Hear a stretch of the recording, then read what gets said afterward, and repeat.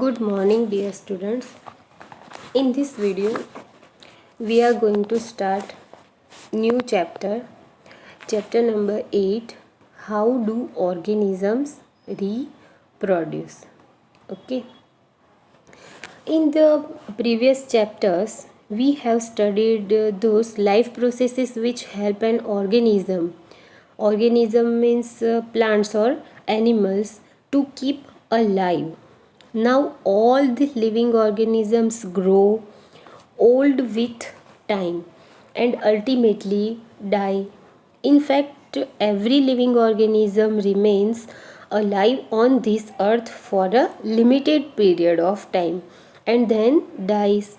So, new organisms have to be produced in place of those who die. Okay, so here this is the definition of reproduction.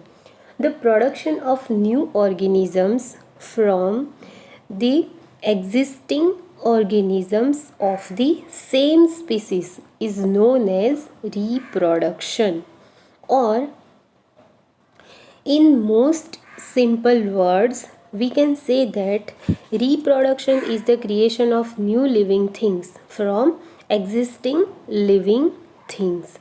Actually, one of the most important characteristic of living organism is their ability to reproduce more members of their species. Reproduction is essential for the survival of a species on this earth.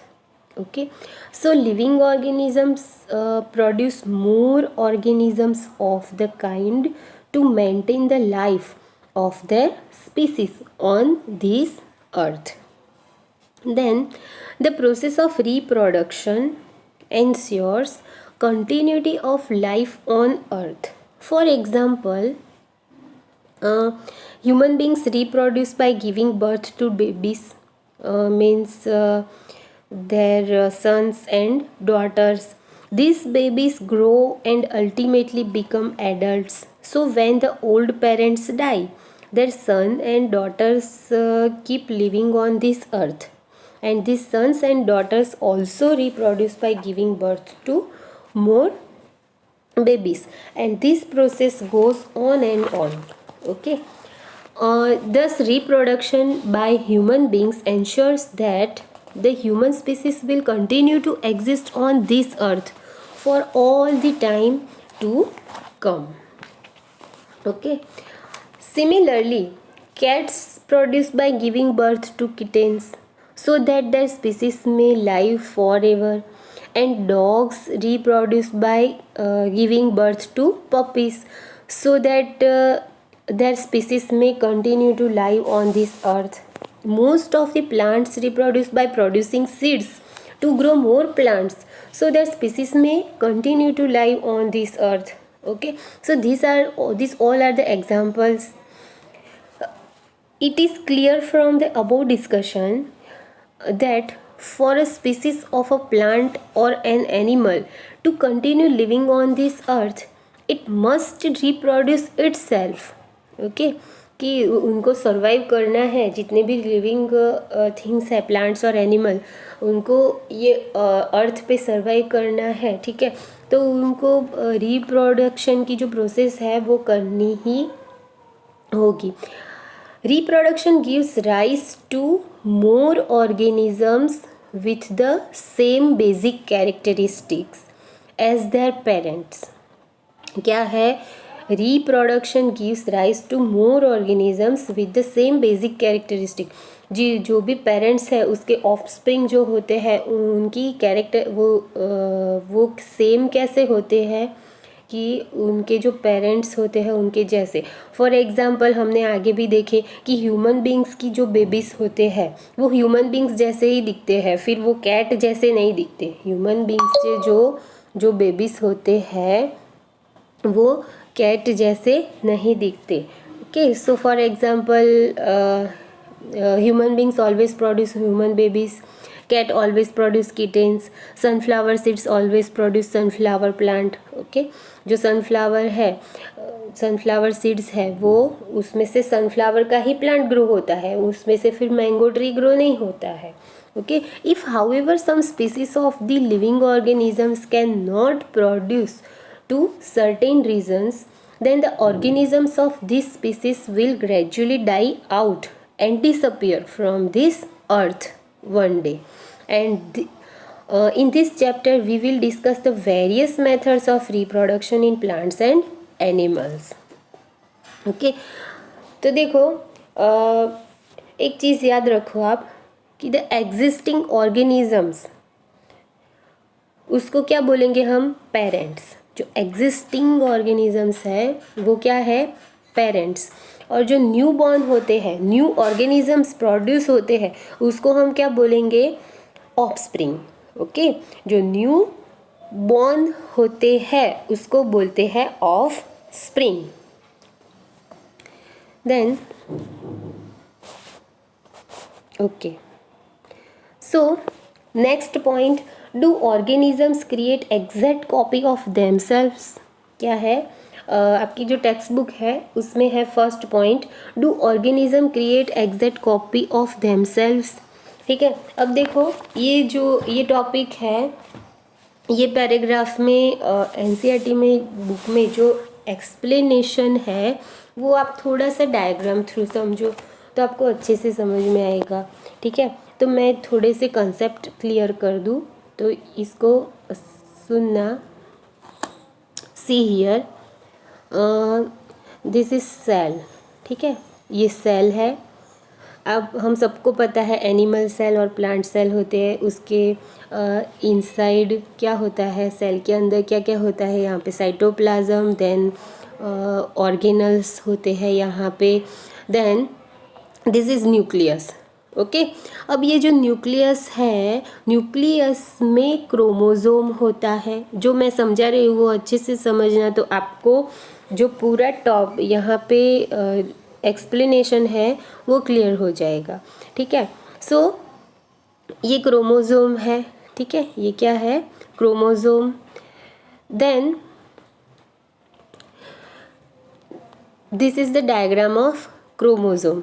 अब देखो ये chromosome है, उसमें content क्या होता है? वो किससे बना होता है? तो so chromosome is made up of DNA plus protein. DNA plus protein. अभी प्रोटीन को छोड़ दो. ठीक है, प्रोटीन को अभी नहीं समझना है, हम बात करेंगे डीएनए की. तो what is DNA? What is the full form of DNA? Deoxyribonucleic acid. DNA means deoxyribonucleic acid. यहाँ पे राइबोज नहीं करना है, ribonucleic acid. Okay, this is the structure of DNA. DNA का स्ट्रक्चर कैसा होता है? डबल हेलिक्स, हेलिकल स्ट्रक्चर होता है. ठीक है, और देखो यहाँ पे ये डबल स्ट्रैंडेड होता है. वन जो स्ट्रैंड है यहाँ पे 3 प्राइम टू 5 प्राइम है, और सेकंड जो स्ट्रैंड है उस पे उसका ऑपोजिट होता है 5 prime to 3 prime. Okay, then यहाँ पे देखो ये नाइट्रोजन बेसिस है. नाइट्रोजन बेसिस ATCG, इतने नाइट्रोजन बेसिस होते हैं. ठीक है, adenosine, thymine, cytosine and guanosine. ये आपको याद रखने की ज़रूरत नहीं है अभी. ठीक है, लेकिन सिर्फ इसको समझो, ये सारे नाइट्रोजन बेसिस है. What is DNA? तो DNA is a genetic material. DNA क्या है? Is a genetic material. ये पेरेंट टू ऑफस्प्रिंग में पास होता है. ठीक है, जीनेटिक मटेरियल है वो. अब ये जो डबल स्ट्रैंडेड डीएनए है, ये 1 स्ट्रैंड एंड ये सेकेंड स्ट्रैंड, यहाँ पे क्या होता है? ये नाइट्रोजन बेसिस होते हैं. नाइट्रोजन बेसिस के बीच में यहाँ पे बॉन्ड फॉर्म होते हैं. This is hydrogen bond. आप देख रहे हो यहाँ पे बॉन्ड्स दिख रहे हैं. ठीक है, so this is the structure of DNA. Helical structure होता है, डबल स्ट्रैंडेड डीएनए होता है. ठीक है, देन नेक्स्ट देखो डिफरेंट जो लिविंग ऑर्गेनिजम्स होते हैं उसमें नंबर ऑफ क्रोमोसोम वो डिफरेंट होते हैं. So for example human beings, number of chromosome in human beings, तो कितने होते हैं उसमें 46, number of chromosome 46 and pair 23।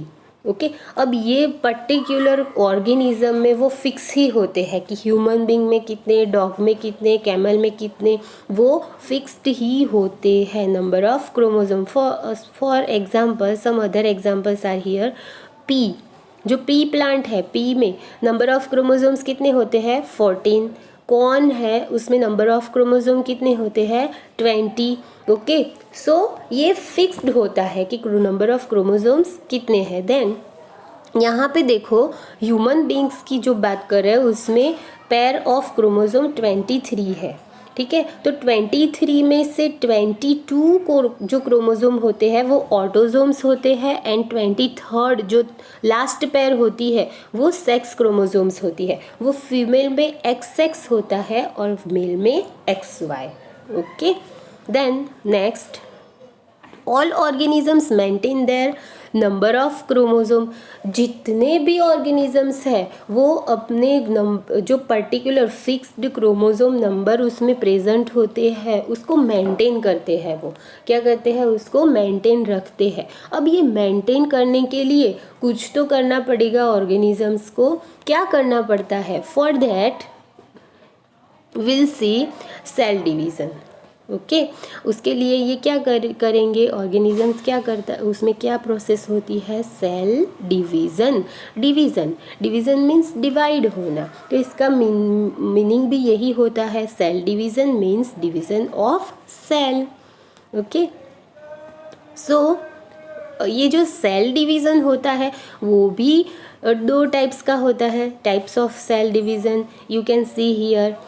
देखो ये भी सिर्फ समझने के लिए ही है, इसको सिर्फ समझो क्योंकि आपकी NCERT में जो लाइन टू लाइन एक्सप्लेनेशन दिया है उसके लिए आपको ये सब समझना ज़रूरी है। तो देखो टाइप्स ऑफ सेल डिवीज़न कितने टाइप्स का है, mitosis and meiosis. Okay, mitosis means what, equational division and meiosis means reductional division. अब देखो हम बात करते हैं ह्यूमन बींग्स की। Okay, so in human beings में नंबर ऑफ क्रोमोसोम्स 46 होते हैं। This is equational division. ये वन सेल है, ठीक है, ये सेल है। सेल डिवाइड हुआ, सेल क्या हुआ यहाँ पे डिवाइड हुआ, तो नंबर ऑफ क्रोमोसोम सेम है इसमें।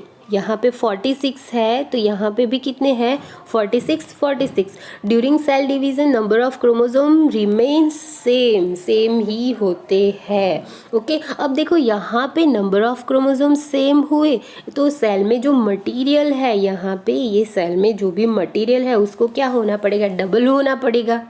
वो मटेरियल को डबल होना पड़ेगा तो फिर वो सेल डिवाइड होगा तो इक्वली डिस्ट्रीब्यूट होगा। तो ये जो डबल हो रहा है वो मेथड को, उसको हम क्या बोलेंगे, रेप्लिकेशन ऑफ DNA। क्या कहते हैं उसको, रेप्लिकेशन ऑफ DNA।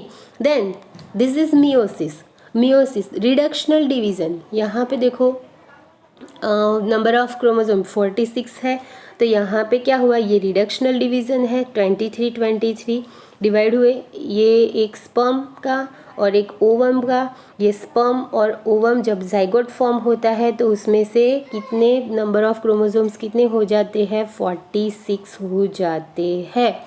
ठीक है, तो ये दो टाइप है, types of cell division. Then next see here. अब देखो this is cell, nucleus and chromosome. Okay, अब ये जो क्रोमोसोम है, क्रोमोसोम किससे बना है, DNA प्लस प्रोटीन, ये हमें पता चल गया। ठीक है, सो अब ये जो DNA होता है, DNA ऐसे डबल स्ट्रैंडेड होता है। ठीक है, तो उसका एक स्ट्रैंड ले लो, मैंने DNA का वन स्ट्रैंड ले लिया, उस पर कोडिंग है, मैंने अभी आपको डायग्राम में समझाया ATCGA, उस पर क्या होता है, ऐसे कोडिंग होता है। तो फिर यहाँ पे दूसरा स्ट्रैंड आता है RNA। ठीक है, RNA अब देखो ये जो RNA, RNA means what, ribo nucleic acid. RNA जो होता है ये डीएनए के एक सिंगल स्ट्रैंड पे जो भी जीनेटिक इंफॉर्मेशन होती है उसको कॉपी करता है ये, ठीक है। सो ए यहाँ पे ए है तो उसको कॉपी करेगा यहाँ पे टी, ए जी सी ए, ठीक है। सॉरी यहाँ पे टी आएगा, ओके। तो ये है डीएनए का सिंगल स्ट्रैंड और दिस वन इज आरएनए का सिंगल स्ट्रैंड है। तो आरएनए ने यहाँ डीएनए पे जो भी जेनेटिक इंफॉर्मेशन थी उसको कॉपी कर लिया, ठीक है। अब क्या होगा, इसको इसमें से प्रोटीन बनेगा। Next point you can see here, okay, protein बनेगा। तो सपोज यहाँ से इंफॉर्मेशन लेके आरएनए गया, अब फिर क्या होगा, उसमें से प्रोटीन बनता है, उसमें से क्या बनता है, प्रोटीन बनता है। एंड देन ओके यहाँ पे प्रोटीन बना और फिर पूरी बॉडी डिज़ाइन बनेगी और फिर हमारी जो बॉडी डिज़ाइन है, ठीक है, वो बनेगी। So body designs regulated by DNA, इसलिए हम क्या बोल सकते हैं कि जो बॉडी डिज़ाइन है पूरी वो किससे रेगुलेट होती है, by DNA, okay. Then see here, the DNA in the cell nucleus is the information source for making proteins. The DNA in the cell nucleus is the information source for making proteins. If the information is changed, क्या होगा, ये जो information थी nitrogen bases थे, अगर वो information change हो गई तो डिफरेंट प्रोटीन बनेंगे, ठीक है। So different proteins will be made and different proteins will lead to altered body design. अगर ये जो कॉपी की आरएनए ने डीएनए के कोड में से जो कॉपी की और उसमें से कुछ गलत कॉपी कर ली आरएनए ने, ओके, कुछ डिफरेंट कॉपी कर ली उसने, तो डिफरेंट प्रोटीन बनेंगे। डिफरेंट प्रोटीन बनेंगे तो बॉडी डिज़ाइन थोड़ी चेंज हो जाएगी, जो उसके पेरेंट के जो बॉडी डिज़ाइन है उससे थोड़ी सी बॉडी डिज़ाइन चेंज हो जाएगी, ओके। अब देखो सी हियर, डू ऑर्गेनिजम्स, अब आपको ये सारी लाइन टू लाइन समझ में आ जाएगी। See here, do organisms create exact copy of themselves? Organisms look similar because their body designs are similar. जो ऑर्गेनिजम्स है, ह्यूमंस है तो सारे ह्यूमंस एक जैसे ही दिखते हैं, उसके जो फेस है वो थोड़े डिफरेंट होते हैं, बट उसके जो हैंड कहाँ पे होते, हैंड की प्लेस कहाँ पे होती है, leg, face, nose, eyes, ears, उसके हेयर्स, ठीक है, वो सिमिलर्स होते हैं। If body designs are to be similar, the blueprints for this designs should be similar. Thus, reproduction at its most basic level will involve making copies of the blueprints of body design. In class 9th, we learned that the chromosomes in the nucleus of a cell contain information for inheritance of features from parents to next generation in the form of DNA, deoxyribonucleic acid molecule. मैंने अभी आपको समझाया ये सारा, okay. क्या हमने पढ़ा था 9th में, chromosomes in the nucleus, cell होता है, सेल में न्यूक्लियस होता है और न्यूक्लियस में क्रोमोसोम होता है, ठीक है। So we learn that the chromosomes in the nucleus of cell contain information for inheritance of features from parents to next generation in the form of, किसके फॉर्म में होता है वो, डीऑक्सीराइबोन्यूक्लिक एसिड, डीएनए molecule के। The DNA in the cell nucleus, the DNA in the cell nucleus is the information source for making proteins, ठीक है। मैंने अभी समझाया कि जो क्रोमोसोम होता है, जो क्रोमोसोम होता है, ठीक है, उसमें से फिर आरएनए उसको कॉपी करता है, इसमें डीएनए होता है, आरएनए कॉपी करता है, कॉपी करके प्रोटीन बनाता है, फिर बॉडी डिज़ाइन बनती है, मैंने अभी समझाया था। So the DNA in the cell nucleus is information source for making proteins, protein बन गया। Then if the information is changed, different proteins will be made and different proteins will eventually lead to altered body design. different protein बन जाएगा तो उसकी body design क्या हो जाएगी, change हो जाएगी. Okay, therefore a basic event in reproduction is the creation of DNA copy. Cells use chemical reactions to build copies of DNA. कि डीएनए जो होता है, सेल डिवीज़न करने के लिए डीएनए होता है, उसकी कॉपी करनी पड़ती है, ठीक है। उसका जो भी मटेरियल है वो ज़्यादा करना, उसका अमाउंट ज़्यादा करना पड़ता है। So cells use chemical reaction, क्या यूज़ करते हैं वो, केमिकल रिएक्शंस यूज़ करते हैं। Cell use chemical reactions to build copies of their DNA and this creates 2 copies of the DNA.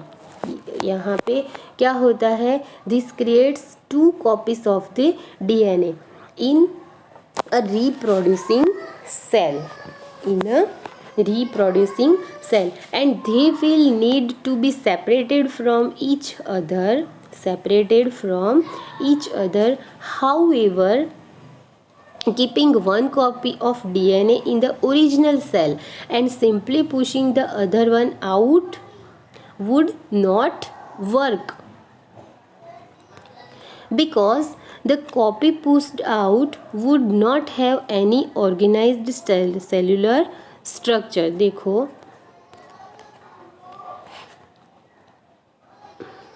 अब देखो यहाँ पे कि यहाँ पे क्या है कि this creates 2 copy of DNA. अब देखो इसको समझते हैं। एक सेल है, ये सेल है, ठीक है। सेल में न्यूक्लियस है और न्यूक्लियस में ये क्रोमोसोम है, ठीक है, ये डीएनए है। अब ये जो डीएनए है, ठीक है, ये डीएनए ये सेल में डीएनए की कॉपी बनी, ये दोनों कॉपी बनी, ठीक है।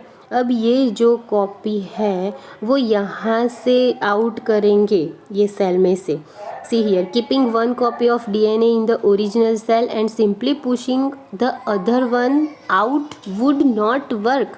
ये एक कॉपी को अकेली ये एक कॉपी को यहाँ से आउट कर देंगे तो वो वर्क नहीं करेगी। क्या करना पड़ेगा, ये जो पूरा सेल है ना उसको डिवाइड होना पड़ेगा ऐसे, तो फिर सेल के साथ ये डीएनए भी क्या होता है, उसका भी डिवीज़न हो जाता है, तो ही वो वर्क करते हैं, ठीक है। So see here, however keeping one copy of DNA in the original cell and simply pushing the other one out would not work,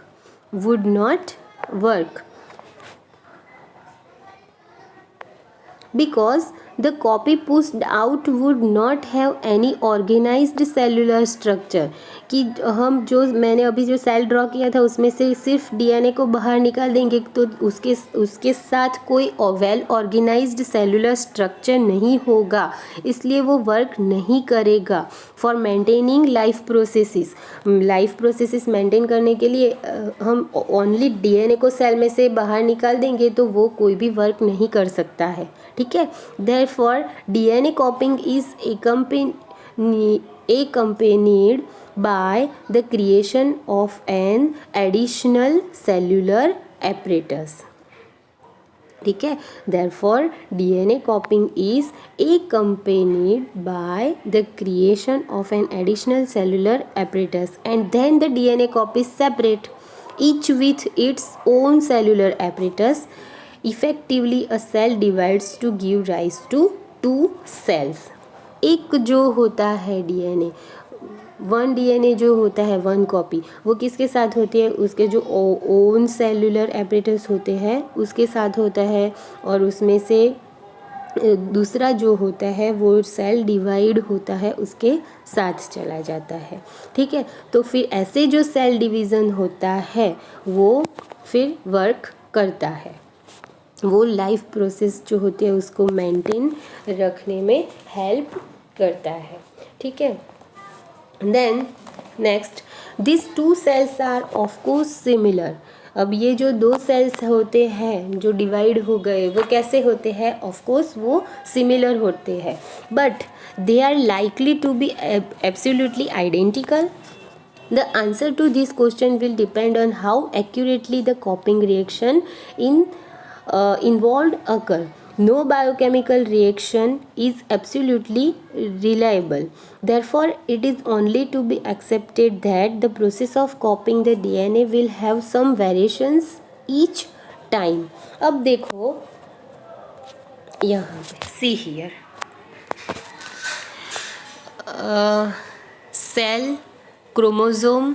okay, chromosome में हम सिर्फ डीएनए की बात कर रहे हैं, इसमें नंबर ऑफ़ क्रोमोज़ोम फिक्स्ड होते हैं। ठीक है, अब देखो ये जो number of chromosomes human being की बात करें तो नंबर ऑफ़ क्रोमोज़ोम्स उसमें 46 होते हैं। इसमें से एक क्रोमोज़ोम लेस हो गया या उसमें ऐड हो जाता है, सपोज़ ऐड हो गया, ठीक है, 47 हो गए, नंबर ऑफ़ क्रोमोज़ोम इंक्रीज़ हुए, तो यहाँ पे क्या हो जाएगा? वेरिएशन आ जाएगा।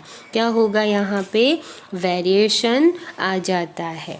ठीक है, तो ये सेम टू सेम आइडेंटिकल नहीं होते हैं, अपने पेरेंट्स जैसे ही सेम नहीं दिखते हैं। अब ये जो नंबर ऑफ़ क्रोमोसोम्स में जो इंक्रीज़ होता है, ठीक है, यहाँ पे क्या हुआ? नंबर ऑफ़ क्रोमोसोम इंक्रीज़ हुए, तो ऐसा नहीं है कि वो नॉर्मल ही रहते हैं, कई कई केसेस में ऐसा हो जाता है कि वो डिजीज़ भी हो जाते हैं, उसमें डिजीज़ भी फॉर्म होते हैं। देन नेक्स्ट वेरिएशन कैसे आता है? एक तो ये मेथड से आता है, दूसरा वेरिएशन कैसे आता है? तो देखो यहाँ पे ये डीएनए है, ठीक है, वो सेल डीएनए का रेप्लिकेशन हुआ, डीएनए डबल हुआ यहाँ पे। अब देखो कि ये जो डीएनए डबल हेलिकल स्ट्रक्चर है वो सिंगल स्ट्रैंडेड हुआ, जो मैंने ब्राउन कलर से ड्रॉ किया है वो, उस पे नाइट्रोजन बेसिस है यहाँ पे, यू कैन सी हियर। अब देखो इसकी जो यहाँ पे आरएनए आया, यहाँ पे कॉपी करने के लिए क्या आया? आरएनए, वो याद करो, मैंने अभी जो समझाया था वो। ओके, अब देखो ये नाइट्रोजन बेस पेयर्स है, ये सारी यहाँ पे मैंने ड्रॉ किया है कि एडिनोसाइन, थायमीन, साइटोसिन, ग्वाइनोसाइन, इसके बीच में जो बॉन्ड्स फॉर्म होते हैं वो यहाँ पे हाइड्रोजन बॉन्ड्स है। ठीक है, ये सब के बीच में। अब सपोज़ ये आरएनए ने कॉपी किया, कॉम्प्लीमेंटारिटी कहते हैं इसको। ठीक है, तो देखो एक सेकेंड, हाँ, ATCGGCG टी, ठीक है, तो यहाँ पे सपोज़ ये टी है, ये इस यहाँ ये प्लेस पे सी आ गया, यहाँ पे क्या आ गया? सी, इट इज़ रिप्लेस्ड बाय सी, तो फिर क्या होगा? इसमें वेरिएशन आ जाएगा। क्या होगा? वेरिएशन आ जाता है। ठीक है, सो see here, no biochemical reactions is absolutely reliable, therefore it is only to be expected that the process of copying the DNA will have some variations each time, उसमें वेरिएशंस आ जाते हैं। As a result the DNA copies generated will be similar but may not be identical to the original. कि मैंने अभी समझाया कि जो ओरिजिनल था, आरएनए ने जो कॉपी किया उसमें वो एक जो नाइट्रोजन बेस है वो रिप्लेस्ड हो गया। ठीक है, जो आना चाहिए उसकी जगह पे कोई दूसरा नाइट्रोजन बेस पर हो गया, तो थोड़ा सा वेरिएशन आ गया। ठीक है, but may not be identical to the original. Some of these variations might be so drastic and that the new DNA copy cannot work with the cellular apparatus it inherit, and such a new born cell will simply die. On the other hand, there could still be many other variations in the DNA copies that would not lead to such drastic outcome. Thus, the surviving cells are similar too, but subtly means very minor. ठीक है, subtly different from each other, and this inbuilt tendency for variation during reproduction is the basis for evolution. Okay, as we'll discuss in next chapter. Okay अब देखो एक चीज़ याद रखो, old form of organisms, जो old form of organisms होते हैं, old form of organism, उसमें से न्यू फॉर्म ऑफ ऑर्गेनिज़म जो फॉर्म होते हैं, अब इसमें कुछ चेंजेस आता है, उसको हम क्या बोलते हैं, वेरिएशन। उसको क्या बोलते हैं हम, variation. Okay, then next, the importance of variations. Next point, the importance of variation. So see here, population of organisms fill well defined places और niches कि जहाँ पे वो रहते हैं, ठीक है, in the ecosystem using their ability to reproduce. The consistency of DNA copying during reproduction is important for the maintenance of body design features that allow the organisms to use that particular niche. And reproduction is therefore linked to the stability of populations of species. अब देखो यहाँ पे क्या है कि जो copy हो रहा है, consistency of DNA, reproduction, during reproduction जो भी डीएनए कॉपी कर रहा है, ठीक है, उसमें से थोड़ा सा ही वेरिएशन आता है, थोड़े से ही अमाउंट में, तो कुछ फ़र्क नहीं पड़ता, बट ज़्यादा अमाउंट में वेरिएशन आ रहा है तो बहुत सारा डिफरेंस हो जाता है उसमें। फॉर एग्ज़ाम्पल देखो, हम एग्ज़ाम्पल लेते हैं, for example camel,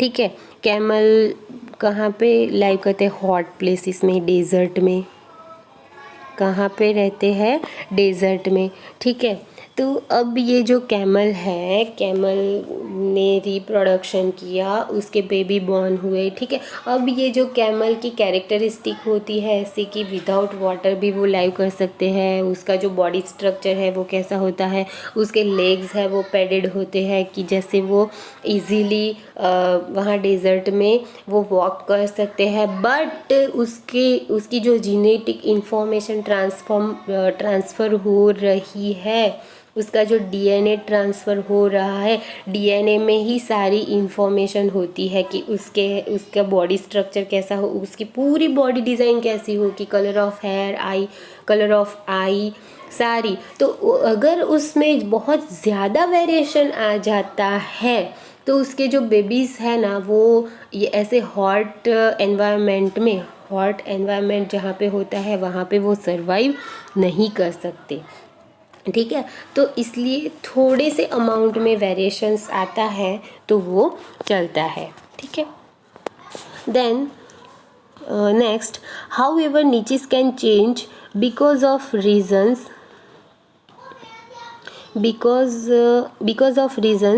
beyond the control of organisms, ठीक है। Temperatures on earth can go up और डाउन। देखो, अर्थ का टेम्परेचर बहुत ज़्यादा भी हो जाता है और डाउन भी होता है। Water levels can vary, water levels भी अप डाउन, उसमें भी डिफ्रेंशिएशन आता है। और there could be meteorite hits.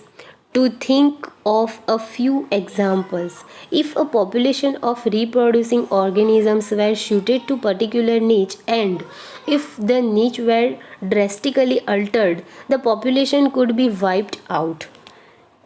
अगर ये पर्टिकुलर एनवायरनमेंट में सरवाइव करने की ही कैरेक्टरिस्टिक होती है इसमें, और जहाँ पे भी वो रहते हैं मीन्स नीच, ठीक है, जो एनवायरनमेंट में वो रहते हैं उसमें ड्रेस्टिकली कोई भी चेंजेस आ जाता है तो उसकी जो पॉपुलेशन है वो क्या हो जाएगी, वाइप्ड आउट, वो डाई हो जाएगी, ठीक है। However, if some variations were to be present in a few individual in this population, there would be some change for them to survive. If there were a population of bacteria living in temperate waters, अब देखो suppose human beings की बात करें, ठीक है, तो human beings की जो भी ऑफस्प्रिंग, जो भी बेबी बॉर्न होते हैं तो इसमें डीएनए जो भी ट्रांसफ़र होता रहता है तो वो उसमें थोड़ा सा चेंजेस आता रहता है, जेनेटिक इन्फॉर्मेशन जो पास होती है उसमें थोड़े से चेंजेस आते रहते हैं कि पहले जो टेम्परेचर था एनवायरनमेंट का वो ज़्यादा अप नहीं होता था, अब जो टेम्परेचर है वो अबो 40, 41, 45 अबो हो जाता है, ठीक है। तो जनरेशन टू जनरेशन जो ऑफस्प्रिंग्स होते हैं, ठीक है, उसमें जेनेटिक चेंजेस आते रहते हैं तो वो ज़्यादा टेम्परेचर में वो सरवाइव कर सकते हैं, उसमें ऐसे जीन्स हो जाते हैं कि वो हाई टेम्परेचर में भी सरवाइव कर सकते हैं, ठीक है। तो ऐसे जो ऑर्गेनिजम्स है वो ही, क्योंकि अभी देखो ग्लोबल वार्मिंग है तो टेम्परेचर तो बढ़ता ही जाता है जैसे जैसे टाइम जाता है, ईयर टू ईयर, ठीक है। तो ऐसे ऑर्गेनिजम्स सरवाइव कर सकते हैं, बाकी जो ऑर्गेनिजम्स है वो सरवाइव नहीं कर सकते। सो हियर यहाँ पे देखो एग्जाम्पल दिया है, if there were a population of bacteria living in temperate waters and if the water temperature were to be increased by global warming most of this bacteria would die. जो temperate water में रहते हैं, अगर जो temperature है water का वो high हो जाता है तो बैक्टीरिया का हो जाएगी, बैक्टीरिया डाई हो जाएगी, वो सर्वाइव नहीं कर पाएंगे। But the few variants resistant to heat, ऐसे भी बैक्टीरिया होते हैं कि जो हीट रेजिस्टेंट होते हैं, उन पे कोई इफ़ेक्ट ही नहीं आती है, ठीक है, जितना भी टेम्परेचर हाई हो वो उसमें सर्वाइव कर जाते हैं। सो this type of bacteria would survive and grow further, and variation is thus useful for the survival of species over time. Okay, so in next lecture we will discuss reproduction and types of reproduction. Okay, thank you, have a nice day.